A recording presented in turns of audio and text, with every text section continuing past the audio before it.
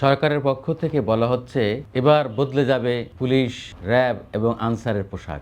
ভালো কথা। সাধারণ মানুষ হিসাবে আমাদের প্রশ্ন, পোশাক বদলালেই কি এই সমস্যার সমাধান হয়ে যাবে? এর আগেও কিন্তু কয়েকবার পোশাক বদল করা হয়েছে, তাতে কি হয়েছে? সমাধান কি হয়েছে? পোশাক বদলালে কি হবে? পোশাক বদলালে আমাদের জনগণের ট্যাক্সের টাকা কিছু অপচয় হবে, খরচ হবে, লাভ হবে কিছু ঠিকাদারের। কিন্তু বাস্তবে আমরা কি চাই? আমরা চাই জনবান্ধব সত্যিকারের একজন পুলিশ, সত্যিকারের র্যাব, সত্যিকারের আনসার। আমরা চাই একটি দেশপ্রেমে উদ্বুদ্ধ আইন শৃঙ্খলা বাহিনী, যারা কখনো দলবাজি করবে না, দলের লেজুরবৃত্তি হয়ে কাজ করবে না, জনগণের বিরুদ্ধে দাঁড়াবে না। তাহলে এই পোশাক বদলায় কি হবে? আমরা যে কারণে, যে উদ্দেশ্যে আইন শৃঙ্খলা বাহিনীর পুলিশ, র্যাব, আনসারের পোশাক পরিবর্তনের সিদ্ধান্ত নিয়েছি, সেই কারণ চিহ্নিত করে ব্যবস্থা নেওয়া হয়েছে। পুলিশ যে অপরাধ করেছে, র্যাব যে অপরাধ করেছে, আনসার যে অপরাধ করেছে, সেই অপরাধ কি এই পোশাক বদলালেই ধুয়ে মুছে ছাপ হয়ে যাবে?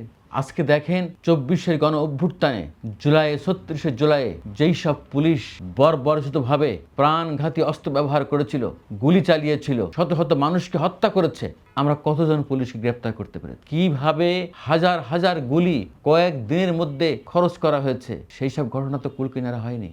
মহান মুক্তিযুদ্ধের পরে যেভাবে আমরা অনেক কিছু ফেল করেছি, অনেক ঘটনা এড়িয়ে গিয়েছি, এক ধরনের সাধারণ ক্ষমা করে দিয়েছি, প্রকৃত ইতিহাস লেখা হয়নি, এখনো সেই ঘটনা ঘটছে। 24-এর গণ অভ্যুত্থানের পরে যেই সব পুলিশ বাহিনীর সদস্যদের, যেই সব র্যাবের সদস্যদের গ্রেপ্তার করা উচিত ছিল, দরকার ছিল দ্রুত, কিছুই হয়নি। আমরা এখন কি করছি? 6 মাসের মাথায় এসে আমরা এখন পোশাক পরিবর্তন করছি। ভালো কথা। স্বরাষ্ট্র উপদেষ্টা লেফটেন্যান্ট জেনারেল জাহাঙ্গীর সাহেব কালকে বলছেন, তো আপনার হাতে গ্যারান্টি কোথায়? আপনি কি এই নিশ্চয়তা দিতে পারবেন যে এই পোশাক বদলের পরে এই পুলিশ সেই পুলিশ হবে না, এই র্যাব সেই র্যাবের মতো মানুষকে গুম করবে না? পারবেন? আজকেও আমার যুগান্তরে ছাপা হয়েছে, মানুষকে গুম করে, জিম্মি করে, ভয় দেখিয়ে কোটি কোটি টাকা নেওয়া হয়েছে, জমি লিখে নেওয়া হয়েছে। পারবেন? গত 6 মাসে কি পুলিশ ভালো হয়ে গেছে? র্যাব ভালো হয়ে গেছে? আমি বলছি না ঢালাওভাবে যে আমাদের সকল পুলিশ ভাইয়েরা খারাপ, অবশ্যই এর মধ্যে অনেক ভালো পুলিশ অফিসার আছে, সৎ, দক্ষ, দেশপ্রেমিক, সত্যিকার অর্থেই গণমুখী, অরাজনৈতিক। আমি জানি, আমার জানা মতে অনেক পুলিশের অনেক পদস্থ কর্মকর্তা আছে যারা সত্যিকার অর্থে দেশকে ভালোবাসে, আর দেশকে ভালোবাসতে যেই তাদের পদোন্নতি হয় নাই, তাদের ভালো পোস্টিং হয় নাই, অনেকে চাকরিচ্যুত হতে হয়েছে। আমরা কি আবার সেই পুলিশ দেখব যেই পুলিশ দিনের ভোট রাতে করবে, যেই পুলিশ দলবাজি করবে, দলের স্বার্থে কাজ করবে, একটি দলকে অবৈধভাবে ক্ষমতা রাখার জন্য সব চেষ্টা করবে? না। এই জন্য প্রয়োজন ওই পুলিশ বাহিনী গঠন করা, পোশাক না। পোশাক পরিবর্তন কি হবে? বিডিআর এর ঘটনার পরে আমরা কি করলাম? বিডিআর এর নাম চেঞ্জ করে দিলাম, করলাম বিজিবি, পোশাক পাল্টালাম। আরে মূল ঘটনা আড়াল করে প্রকৃত খুনিদের, প্রকৃত যারা কনস্পিরেসি করেছে তাদেরকে আড়াল করে, তাদেরকে ক্ষমা করে দিয়ে, একটি বিদেশি রাষ্ট্রের যে চক্রান্ত ছিল সেই চক্রান্তকে পুরো আড়াল করে দিয়ে নিরীহ বিডিআর সদস্যদের ঘাড়ে দোষ চাপিয়ে দিয়ে আমরা কি করলাম? তাদেরকে জেলে পাঠালাম, আর পুরো বিডিআর বাহিনীকে নাম পরিবর্তন করলাম, পোশাক পরিবর্তন করে দিলাম।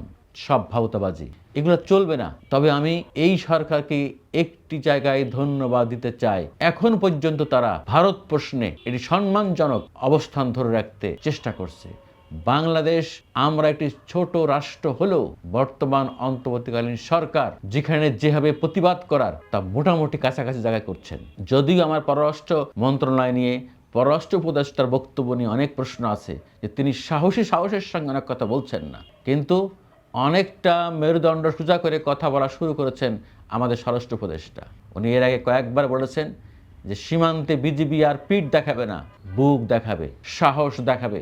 আমরা তার প্রমাণ পেয়েছি। বিজিবি সীমান্তে পিঠ দেখায়নি, বুক দেখিয়েছে, সাহস দেখিয়েছে, দেশপ্রেম দেখিয়েছে, প্রতিরোধ গড়ে তুলেছে। সীমান্তে যেখানে যেখানে বিএসএফ এবং এই সমস্ত বিএসএফ উস্কানি দেওয়ার চেষ্টা করেছে, বাংলাদেশের মধ্যে ঢুকে আন্তর্জাতিক আইন লঙ্ঘনের চেষ্টা করেছে, সেখানে সেখানে আমাদের সীমান্ত রক্ষী বাহিনী এবং সীমান্ত এলাকার যারা আমাদের বাংলাদেশের মানুষ, তারা একযোগে প্রতিরোধ গড়ে তুলেছে। এবং আমি দেখলাম সবচেয়ে সাহসের কথা যে এবার চাঁপাইনবাবগঞ্জের সীমান্তে যেখানে এই যে বিএসএফ তারা সাউন্ড গ্রেনেড ব্যবহার করেছে, কাঁদানি গ্যাস ব্যবহার করেছে, এবার বাংলাদেশ সিদ্ধান্ত নিয়েছে যে আমরাও কাঁদানি গ্যাস ব্যবহার করব, প্রয়োজনে সাউন্ড গ্রেনেড ব্যবহার করব। সেই অ্যাপ্রুভাল দিয়ে দিয়েছে, সেটি বিজিবির জন্য কেনা হবে। আর আমরা চাই বিজিবি না, আগের বিডিআর নামকরণ করা হোক, আগের পোশাক ফিরিয়ে দেওয়া হোক, যেই পোশাক পরে সীমান্তে আমাদের বিডিআরের সদস্যরা সাহসের সঙ্গে আমাদের দেশের সীমান্ত রক্ষায় দেশপ্রেমের মতো ভূমিকা রেখেছে। অহেতুক সাধারণ বিডিআর সদস্যদের অন্যায়ভাবে জেলে পুরে রাখা হয়েছে এত বছর। নিরীহ নির্দোষ বিডিআর সদস্যদের ঘাড়ে দৌড় চাপিয়ে বিডিআর বিদ্রোহের তকমা দিয়ে, পিলখানার বিদ্রোহের তকমা দিয়ে অন্যায়ভাবে তাদেরকে জেলে ঢুকানো হয়েছে। আসার কথা সম্প্রতি তারা ছাড়া পাওয়া শুরু করেছে, মানে জামিন পেয়েছে, হয়তো আজকালের মধ্যেই তারা জেল থেকে মুক্তি পাবে, প্রথম প্যাকেজে 200 জনের মতো। যাই হোক, যে কথাটি বলতে চাচ্ছি ও আরেকটি কথা ভুলে গিয়েছিলাম বলার জন্য, সেটি হলো এই প্রথম স্বরাষ্ট্র উপদেষ্টা ঘোষণা দিয়েছেন যে ভারতের সঙ্গে যে সমস্ত অসম চুক্তি হয়েছে, বিশেষ করে সীমান্তের শূন্যরেখায় যে ভারত কাঁটাতারে বেড়া দিচ্ছে, সেই সংক্রান্ত একটি গোপন চুক্তি করেছিল শেখ হাসিনা সরকার, সেই চুক্তিও তারা বাতিল করবে। আজকে এই বিষয়ে একটি রিপোর্ট করেছে, ওনার বক্তব্য থেকে আমি পড়ছি আর কি। এই 4 সচিবালয়ের স্বরাষ্ট্র উপদেষ্টা 4 চুক্তি বাতিলে দিল্লিকে চিঠি দেওয়া হবে। ইয়েস, এটাই আমরা চাই। বাংলাদেশের স্বার্থ ক্ষুণ্ণকারী যেসব চুক্তি করেছে হাসিনা সরকার, প্রত্যেকটা চুক্তি রিভিউ করতে হবে, প্রয়োজনে বাতিল করতে হবে। আমরা চাই যে, এর আগেও বলেছি যে শুধু চুক্তি বাতিলও না, জনগণের সামনে প্রকাশ করতে হবে যে শেখ হাসিনা কিভাবে দেশের স্বার্থ জলাঞ্জলি দিয়ে, কিভাবে ভারতকে একতরফা সুযোগ দিয়ে যে সমস্ত অসম অন্যায় বেআইনি চুক্তি করেছে, প্রত্যেকটা চুক্তি জনগণের সামনে প্রকাশ করতে হবে। আমরা চাই ওর মুখোশ খুলে দিতে। আল্লাহ হাফেজ।